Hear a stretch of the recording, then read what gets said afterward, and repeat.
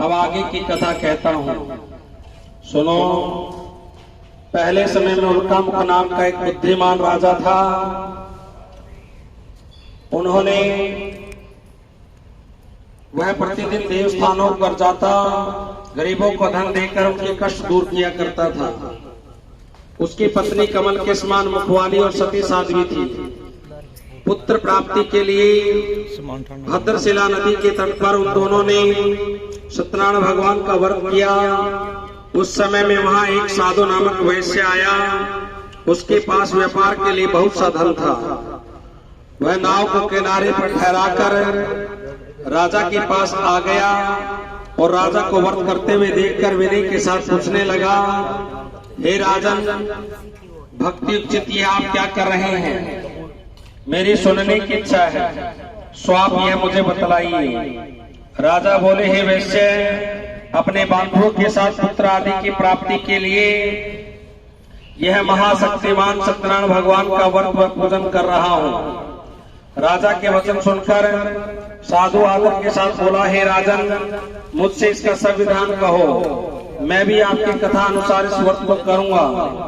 मेरे भी कोई संतान नहीं है। मुझे पूर्ण विश्वास है कि इस व्रत के करने से निश्चय ही होगी।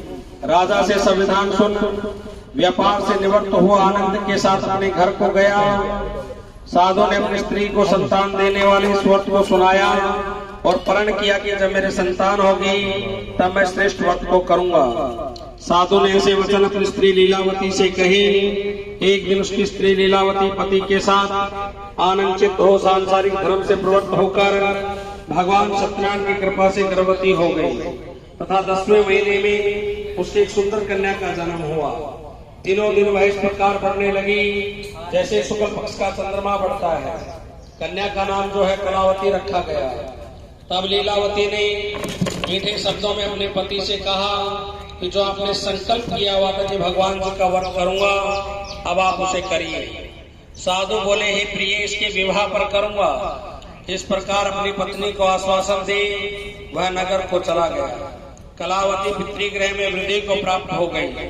साधु ने जब नगर में सखियों के साथ अपनी पुत्री को देखा तो तुरंत दूत बुलाकर कहा कि पुत्री के वास्ते कोई योग्य वर देख कर लाओ। साधु की आज्ञा पाकर दूत कंचन नगर पहुंचा और वहां पर बड़ी खोज कर देखभाल कर लड़की के लिए योग्य वाणिक पुत्र को ले आया। उस योग्य लड़के को देखकर साधु ने अपने बंधु बांधव से प्रशंसित हो अपनी पुत्री का विवाह उसके साथ कर दिया। किंतु दुर्भाग्य से विवाह के समय भी वह उस व्रत को करना भूल गया। तब श्री भगवान सत्यनारायण जी क्रोधित हो गए और साधु को श्राप दिया कि तुम्हें दारुण दुख प्राप्त होगा। अपने कार्य में कुशल साधु वैश्य अपने जमाई सहित समुद्र के श्री रतनपुर नगर में गया और वहां दोनों ससुर जमाई चंद्रकेतु राजा के उस नगर में व्यापार करने लगे। एक दिन भगवान सत्यनारायण की माया से प्रेरित कोई चोर राजा का धन चुराकर भागा जा रहा था, किंतु राजा के दूतों को आता देखकर चोर ने घबराकर भागते हुए राजा के धन को वहीं चुपचाप रख दिया जहां पर वो दोनों ससुर जमाई ठहरे हुए थे।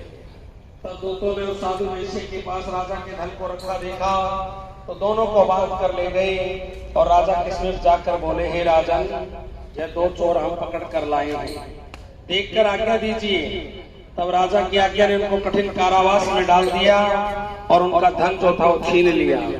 भगवान सत्यनारायण के श्राप के कारण साधु वैश्य की पत्नी व पुत्री भी घर पर बहुत दुखी हुई। उसके घर पर जो धन रखा हुआ था चोर चुरा कर ले गए। शारीरिक व मानसिक पीड़ा तथा भूख प्यास से अति दुखित हो अन्न की चिंता में कलावती एक ब्राह्मण के घर गई।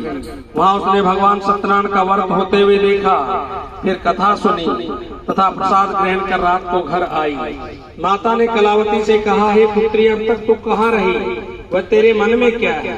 कलावती बोली, हे माता, मैंने एक ब्राह्मण के घर भगवान सत्यनारायण का व्रत होते हुए देखा है। कन्या के वचन सुनकर लीलावती भगवान के पूजन की तैयारी करने लगी।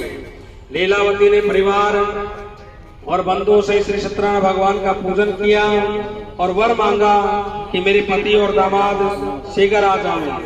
साथ ही प्रार्थना की कि हम सबका अपराध क्षमा कर दो। भगवान सत्यनारायण इस वर्ष से संतुष्ट हो गए और राजा चंद्रकेतु को स्वप्न में दर्शन देकर कहा कि हे राजन, जिन दोनों वेश्यों को तुमने बंदी बना के रखा है वे निर्दोष हैं, उन्हें प्रातः ही छोड़ दो और उनका सब धन जो तुमने ग्रहण किया है लौटा दो, नहीं तो तेरा धन, राज्य, पुत्र आदि सब नष्ट कर दूंगा। राजा से ऐसे वचन कहकर भगवान अंतर ध्यान हो गए। प्रातः काल राजा चंद्रकेतु ने सभा में अपना स्वप्न सुनाया। फिर दोनों वाणिक पुत्रों को कैद से मुक्त कर सभा में बुलाया। दोनों ने आते ही राजा को नमस्कार किया। राजा मीठे वचनों से बोले, हे महानुभाव, तुम्हें भावी वर्ष ऐसा कठिन दुख प्राप्त हुआ है, अब तुम्हें कोई भय नहीं। ऐसा कहकर राजा ने उनको नए नए वस्त्र आभूषण पहनाई तथा उनका जितना धन दिया था उससे दुगना धन देकर आदर के साथ विदा किया। दोनों वैश्य अपने घर की ओर चल दिए। बोल श्री सत्यनारायण भगवान की। भजमन नारायण नारायण नारायण, श्रीमन नारायण नारायण नारायण।